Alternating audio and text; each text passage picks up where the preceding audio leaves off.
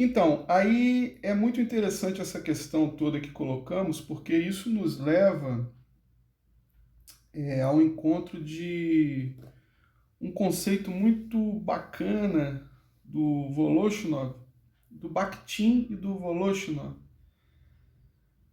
e que tem relação direta com o ato de refletir e refratar.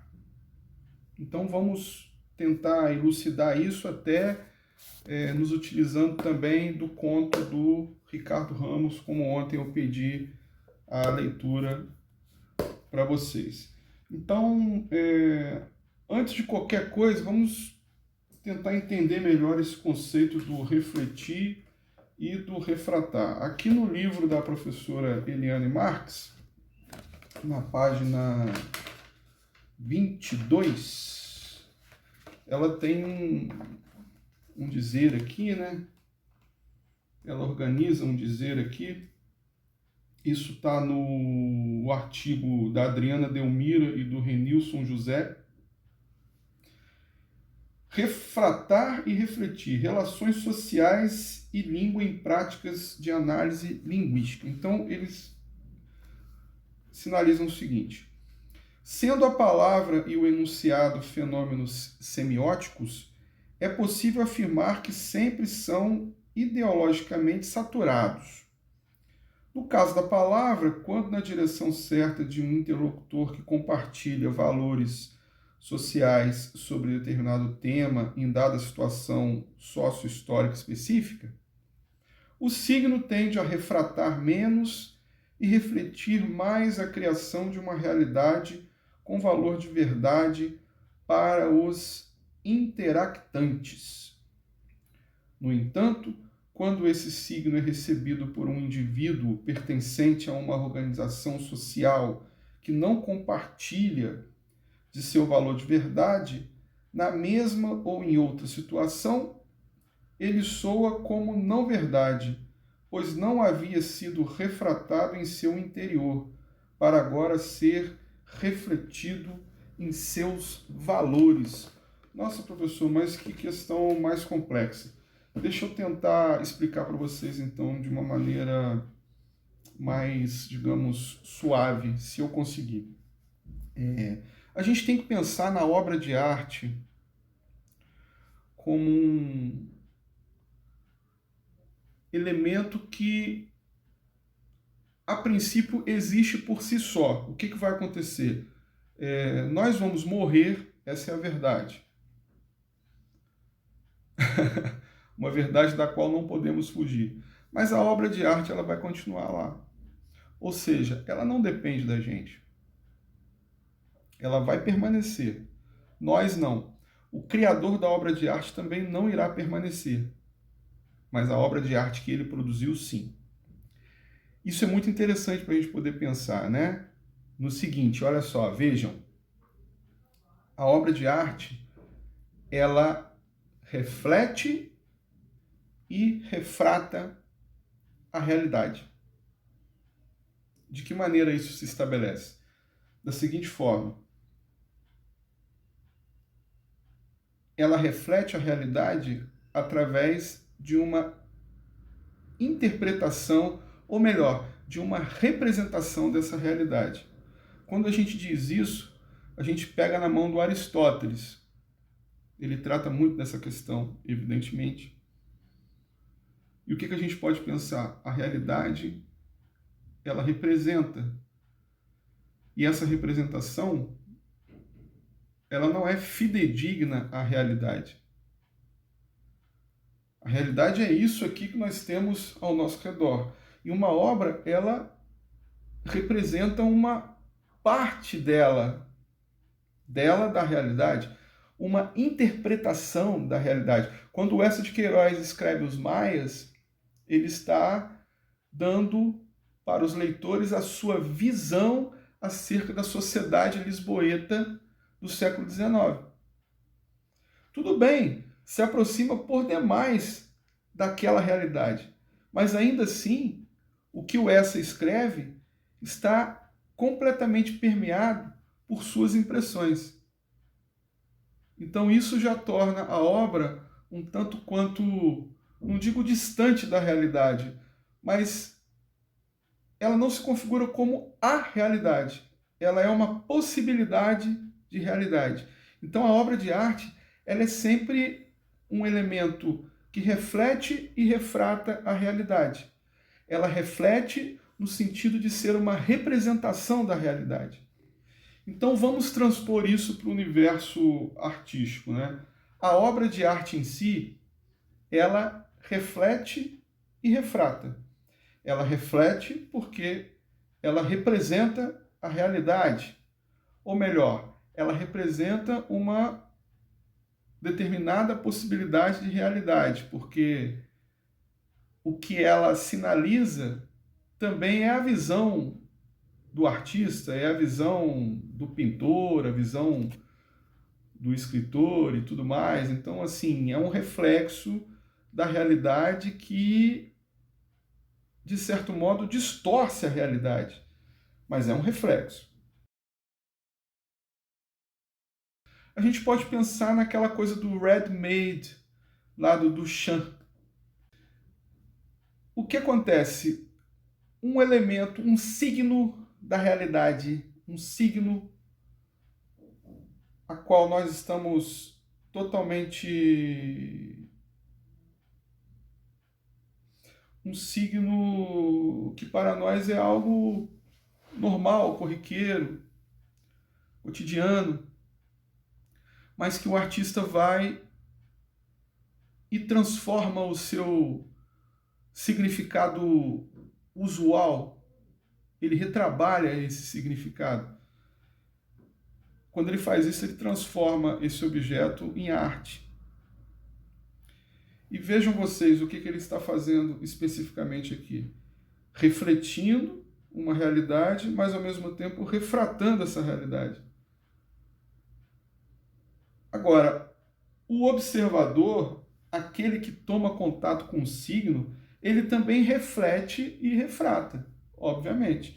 Então, esse processo de refletir e refratar, ele está na obra de arte, ele está no signo. Estou falando muito de obra de arte, mas é porque eu estou elegendo aqui as obras de arte como representações sígnicas. Então, a obra de arte, o signo, ele reflete e refrata, mas nós, observadores, nós também fazemos isso.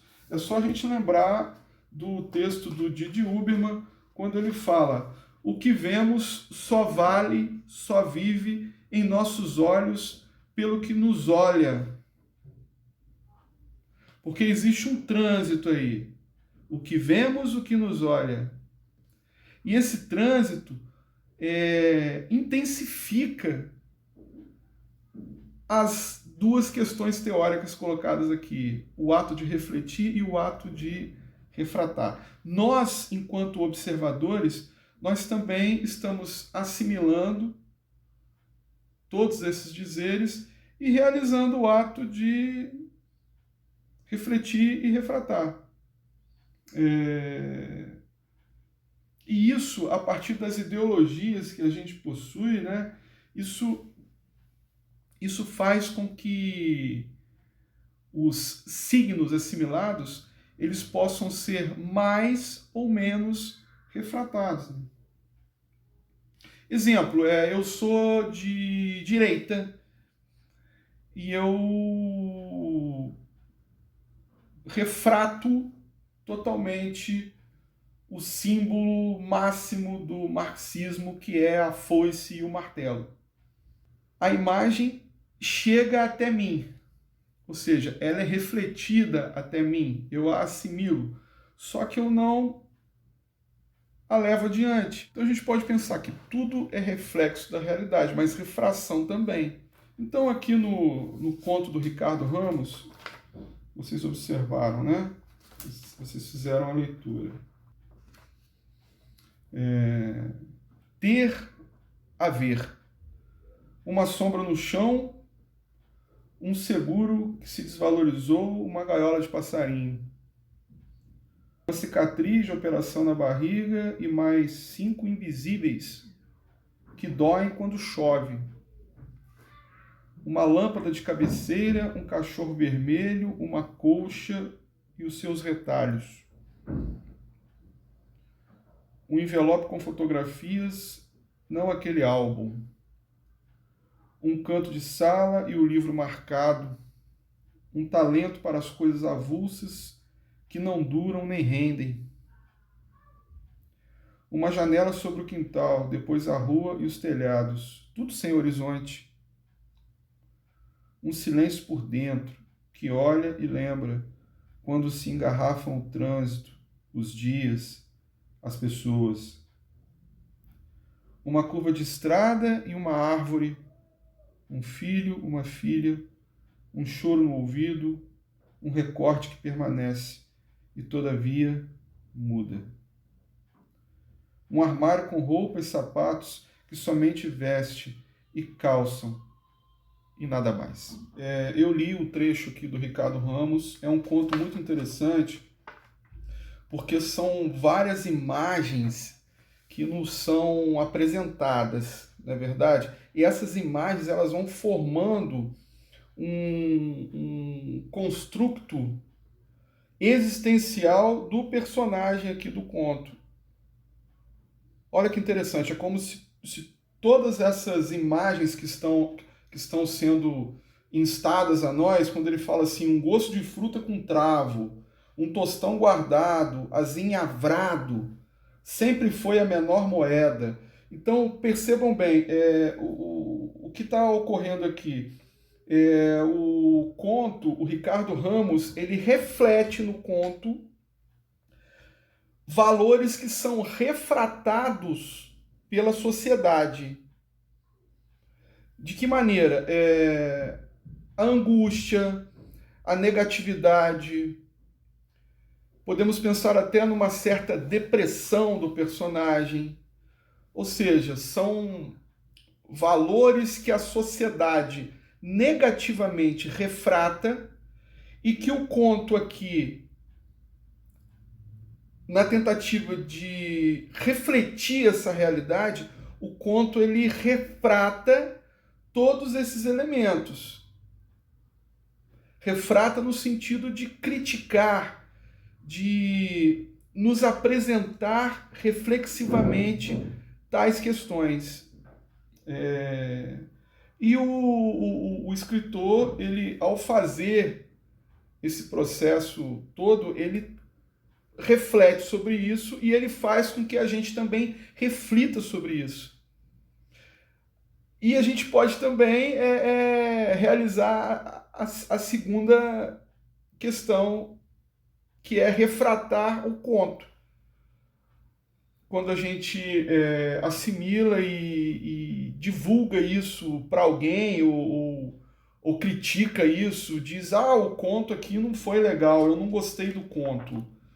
Ele é meio estranho, ele é meio fechado, ele foge do padrão do conto. Qual que é o clímax do conto? Ou seja, todo esse pensamento que eu estou elaborando aqui em termos de crítica do conto, na verdade eu estou fazendo um processo de refração do conto.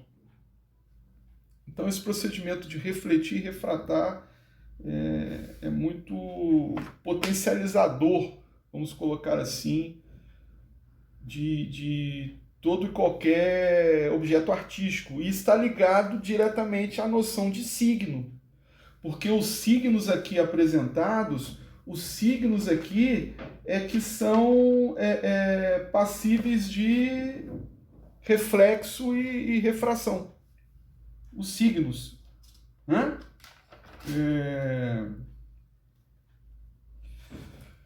Podemos pensar assim, quando um escritor ele cria aqui o seu conto, como é o caso do Ricardo Ramos, tudo é dirigido, ele está pensando numa determinada situação aqui para poder atingir os seus leitores, né? O Bakhtin que fala que tudo tem um destinatário, claro, evidentemente. Toda mensagem tem um destinatário. Aquela mensagem que nós colocamos dentro da garrafa e jogamos no oceano, estamos perdidos numa ilha deserta. Aquela mensagem que é algo assim, possivelmente ineficaz, porque muito provavelmente nunca chegará às mãos de alguém, aquilo ali tem um destinatário. O destinatário é quem recolher aquela informação e ler. Então, eu espero que vocês tenham gostado da aula de hoje. Se por acaso vocês tiverem alguma dúvida, por favor, é só expressá-las expressar as dúvidas no Classroom e vamos tocando o barco, né, minha gente? Enfim, um grande abraço para vocês. Literatura voa.